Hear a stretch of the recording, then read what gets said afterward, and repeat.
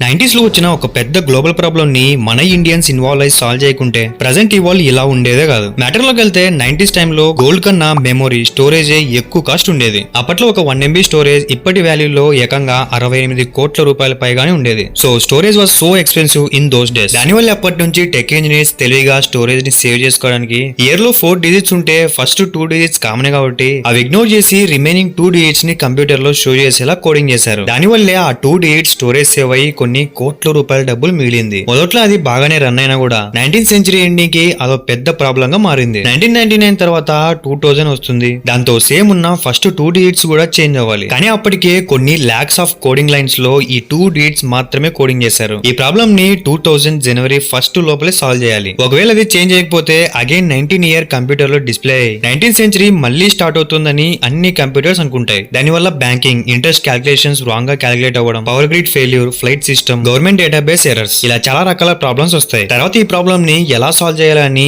అన్ని దేశాల tech engineers tension పడుతుంటే అప్పుడు వచ్చారు మన Indian engineers. TCS, Infosys, Wipro, HCl companies involve అయ్యి సిఓబిఓఎల్ లెగసీ సిస్టమ్స్ తెలిసిన ఇండియన్ ఇంజనీర్స్ ని హైడ్ చేసుకుని అన్ని కోడింగ్స్ లో ఇయర్ ని 2 డిజిట్స్ నుంచి 4 డిజిట్స్ కు చేంజ్ చేసి ఆ గ్లోబల్ ప్రాబ్లమ్ ని సాల్వ్ చేశారు. అండ్ ఇంకో ఫ్యాక్ట్ ఏంటంటే ఈ వర్క్ లో ఇన్ఫోసిస్ ఫౌండర్ నారాయణ మూర్తి గారు కూడా క్రూషియల్ రోల్ ప్లే చేశారు. అలా ఈ ఒక్క ఇన్సిడెంట్ వల్ల ఐటీ సెక్టర్ లో మన ఇండియా పేరు గ్లోబల్ గా బాగా రీచ్ అయింది.